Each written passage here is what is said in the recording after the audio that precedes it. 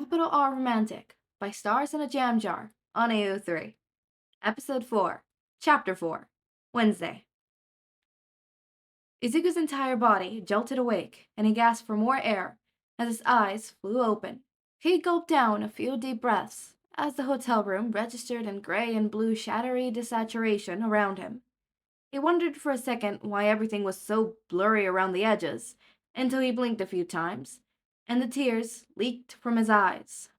The other side of the bed, where his hand was clawing at, was empty, and the comforter and 3 of the bed's pillows were just gone. There wasn't a single atom of Izuku's body that didn't think that was deeply depressing. Was he alone? Where was he again? Was there supposed to be someone there? The AC made the curtains fan and flapped, and as Izuku's pulse and breathing slowed, he heard there was a TV on at volume about 2. The hotel TV. He was in the hotel, right. Why was the TV on? It had to be somewhere around 2 a.m.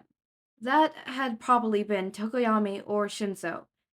But speaking of Shinsou, Izuku hesitantly sat up and took a moment to wipe the excess teardrops from his eyes before sweeping his gaze across the room. The bathroom door was open. The light was off. The cushions were gone from the 2 armchairs on opposite side of the room. He couldn't see Shinsou anywhere.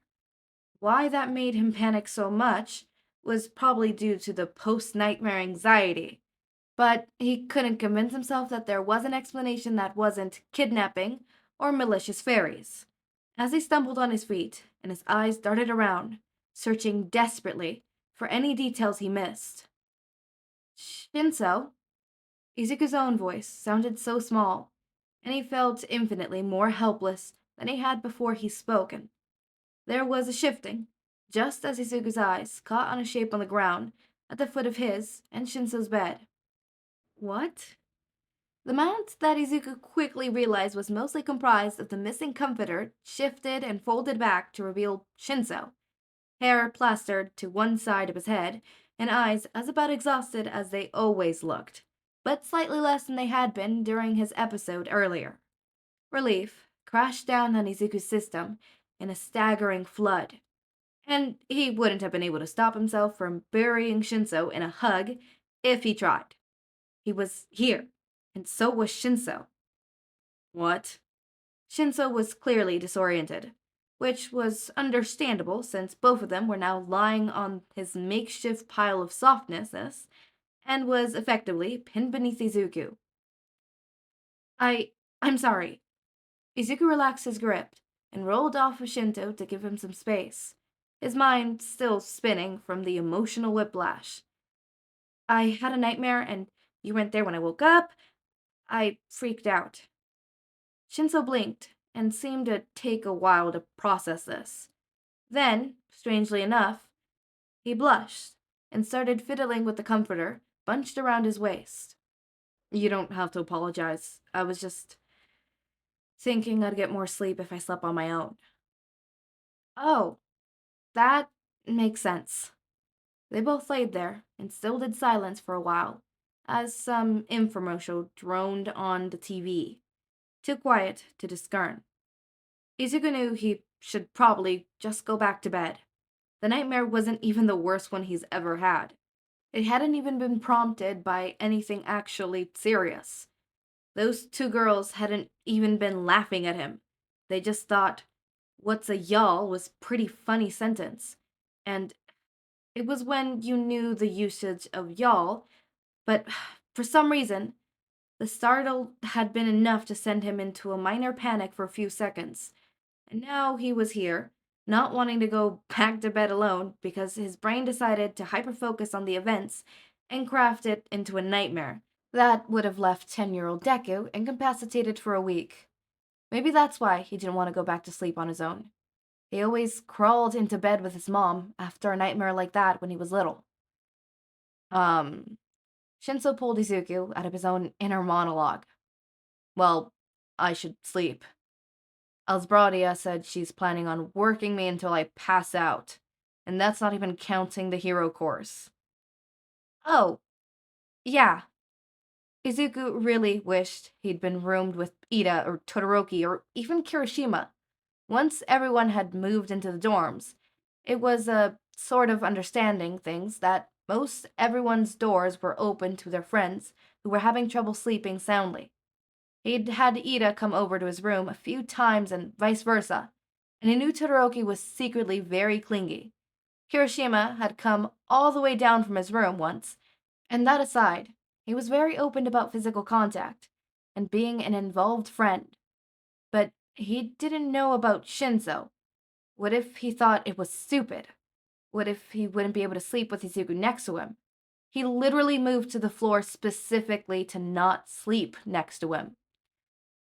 I just ask him. If he says no, it's not the end of the world. It doesn't mean he hates you or anything, I think. What if he hates me for asking? Don't be stupid. You should be more confident. Just ask. If he says no, he says no. Well, I, um, would it be alright if, I mean, I want you to sleep with me so you could keep the nightmares away. There was a period of silence that couldn't have been more than 3 seconds, but boy oh boy did it feel like 3 hours to Izuku. Um, Midoriya, I'm sorry, I might have jumbled your words a bit. You said you wanted to sleep, then something about nightmares? Shinzo, please, why are you doing this to me? I I wanted you to come to bed with me. I always feel better when I'm sleeping with someone else after I had a nightmare. Hitoshi, to his credit, did not immediately dissolve and profess his immediate thoughts of, I want to sleep with you every night and keep nightmares away forever, like the lovesick fool he was. The wave of affection that swelled up in his chest at the thought that Midoriya trusted him enough made it pretty hard, though. However, he was still very weak and ended up saying, I'd be happy to. The relieved smile Midoriya gave him sent that night light from Sunday night spinning again, and Atoshi was too sleepy to conceal the smile that immediately came to his face. Izuku felt like someone had handed his heart a stuffy to cuddle. Shinso's smile was so warm and loving, and he's never seen Shinso smile like that. You have such a wonderful smile, his mouth said before running the words by his brain. Izuku felt his cheek warm just a little, but that was definitely nothing to Shinso, who started slowly turning bright pink. Or as bright pink as one can with the harsh lights of the infomercial bathing his face. After quite a few hot seconds of this, Shinso folded his lips in and looked away. I. That's a high praise coming from you. He said it pretty quietly. We should get to sleep. Yeah, we should. Izuku wanted to ask what Shinso was thinking, why he was acting so strange, but they both needed to sleep, and he didn't want to push it. Um, you want to just stay down here or get to the actual bed? Well, this isn't too much space for two people, but we'll have to move the comforter all the way up there, Shinso said, looking at him. Yeah, unless I could just sleep on top of you to conserve space. Izuku hadn't meant it as a serious suggestion, but Shinso practically turned red, which was a feat in itself when he had only just started to get over his blush from a few moments earlier. Uh, Maybe the bed would be better. I wouldn't, want you to wake up weird from using me as a mattress. Shinso promptly sat up and started untangling the comforter from around himself. Izuku helped. Once Shinso was divested of the swiped bed covers, he swooped up and bunched them in his arms. His step was a little shifty as he made his way to his side of the bed.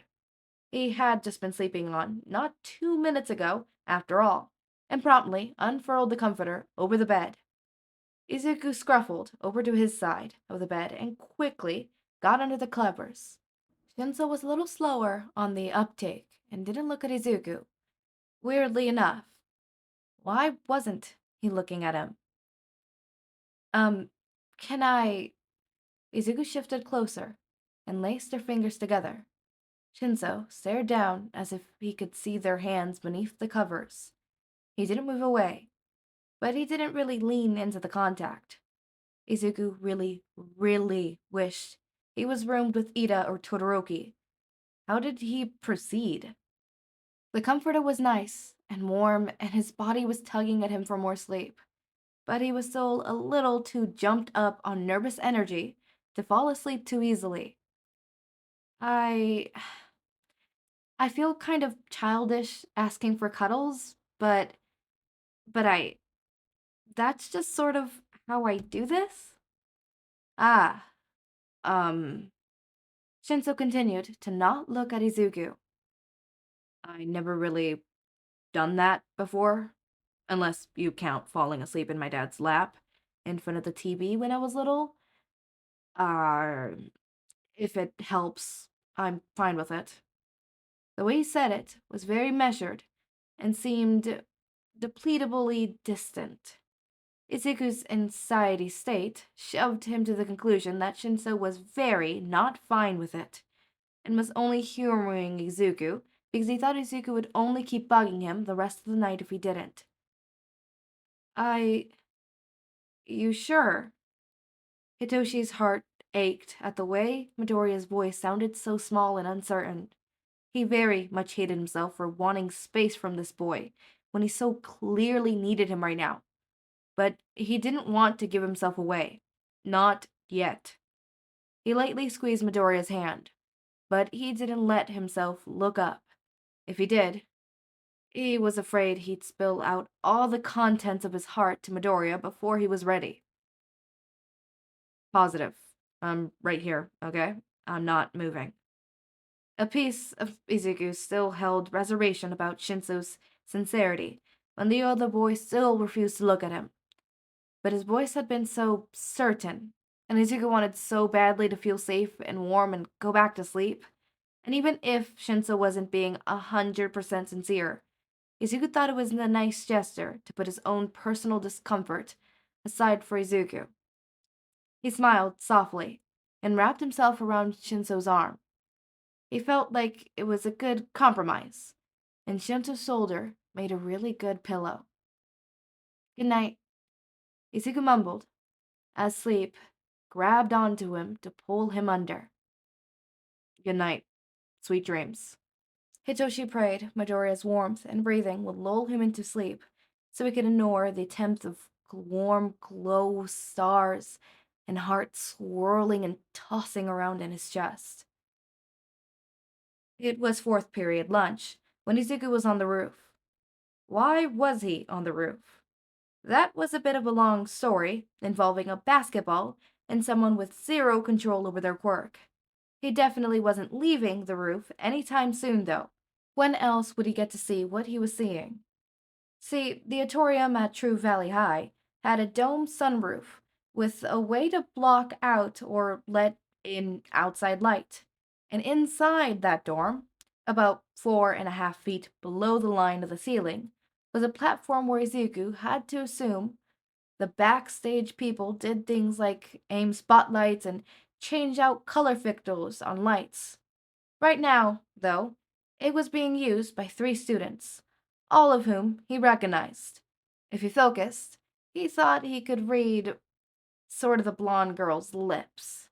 Was she Ambrosia? It sounded like it would be a name that would fit her.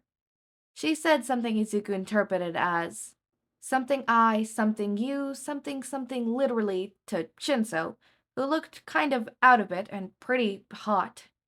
Izuku wondered how much of a greenhouse that dorm area would feel like, considering it let in all of the sunlight and none of the outside air. Shinso said something that definitely ended in a sauna, and Ambrosia laughed. The other girl rolled her eyes and got their attention, probably to get back to practicing. What was it Shinso said he had been doing in the theater? Lip singing? Did they ever decide on a song? The girl with the gray hair, like Mercury, then started walking towards the section of the sunroof he was near, and that was about when Izuku realized there was a latch to open the plane he was directly in front of. When she noticed him, they locked eyes for a few seconds while she silently got up onto a stool beneath the window and opened it, and went back to Ambrosia and Shinsou. Well, now he could hear them. Is that better? She asked. Not really. Izuku ducked out of view as Shinsou turned towards where he was observing. Well, suck it up, Buttercup. That was definitely Ambrosia's voice, although Izuku still wasn't really sure if she was Ambrosia or not. You should have gotten more sleep if you didn't want to nearly faint halfway through class. We have a lot to catch up on. Izuku frowned quietly to himself. He felt like it was mostly his own fault. Shinsou had been sleeping soundly until Izuku had freaked out on him. All right. We're gonna run through the first verse and chorus. Yep. Izuku felt it was safe to poke his head up back now. Shinsou pushed himself to his feet and smoothed his hair back. Let's do this. The girl with the gray hair tapped something on her phone and placed it down as some music Izuku could really only describe as a bop, with some heavy notes of funk, filtered up to his vantage point on the roof. Ambrosia walked out on beat before looking over her shoulder and waving Shinsou on stage, and the amount of energy Shinsou was faking was astonishing to Izuku. He hadn't seen Shinsou move like that, ever.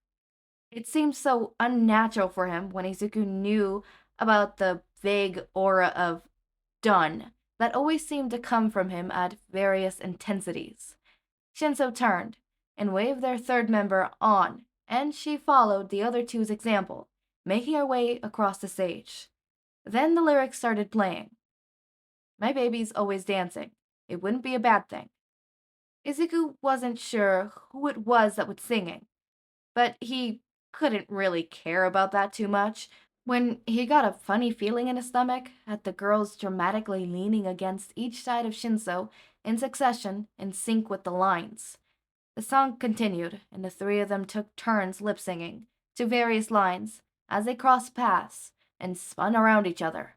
At the chorus, when the songs went, don't blame it on sunshine, don't blame it on the moonlight, don't blame it on the good times. They pulled their own little flourish. Probably first Esmeralda, then the other one, and last Shinsou. And Izuku found himself unable to process for a few seconds because, honestly, whatever it was Shinsou was doing was downright seductive, and Izuku had never seen him do anything like that. Izuku had given up on finding a word for his preference and just accepted he could be attracted to anyone at any time. It just manifests itself, most when girls were involved. But a phrase he heard Ayomama and Jiro say plenty of times came to mind at that moment. The phrase being, I am so gay. He was used to seeing Shinsou's body leap in hard, fast, and true lines, and twist in the blink of an eye and run up with strides that impacted the ground and dodged like a pro hero. Not that. That, whatever he did with his hips, and the way his shoulders were all, and how smooth it all was like. Shinsou had never been graceful in any overt way. Never the smooth, glamorous way someone thinks of when they think of a dancer or an acrobatic. The way he usually used his body was more about utility and power, and the way he optimized it, giving his own form of elegance. This was none of that. Wow, if I was confused about the nebulous nature of who I'm attracted to before, I am a chaotic vortex of bombardment right now. The three of them continued with their routine until the end of the second verse, before the girl who had opened the window walked over to a phone, paused the music, and looked Izuku in the eyes. What'd you think? She asked. If Izuku hadn't already been close to the ground, he would have fallen over. Izuku looked between the girls and Shinsou. The slack jaw look of complete disbelief on Shinsou's face was incredibly powerful. It was good? Oh, you're that what's a y'all guy.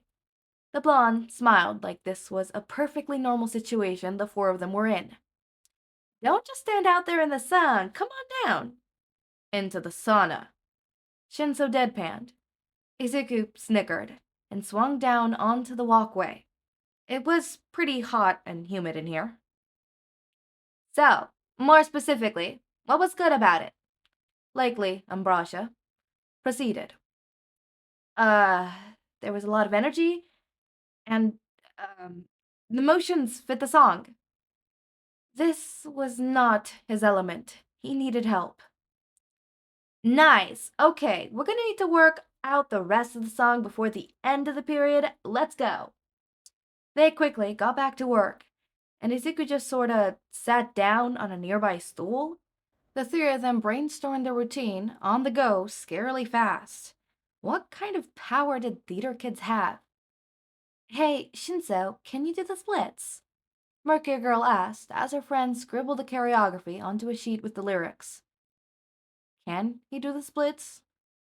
I I don't know. I've never tried. Try it. You seem flexible enough for it. Shinzo gave her a mildly suspicious, okay, sure, look, and slid down onto his feet, further and further apart. Izuku's eyebrows went progressively higher, as Shinso's torso got progressively lower, until his hips were about 4.5 inches from the ground. His hands braced on either side of him as he stopped there. So, the answer is, sorta? He said. You think you could get down there faster? Assumably, Esmeralda said. I guess I'm about to find out, Shinso said, returning to his feet. He thought for a second, then moved 1 foot forward and dropped into mostly a split in about 3 seconds. Sexy, maybe Esmeralda said. Her tone clearly sported her lack of actual seriousness. This was probably something she said about a lot of things. But the remark made Izuku's cheeks heat up nonetheless, especially considering he just thought approximately the same thing not 4 minutes ago. That's the idea, Shinso said as he got back to his feet, which deeply confused Izuku.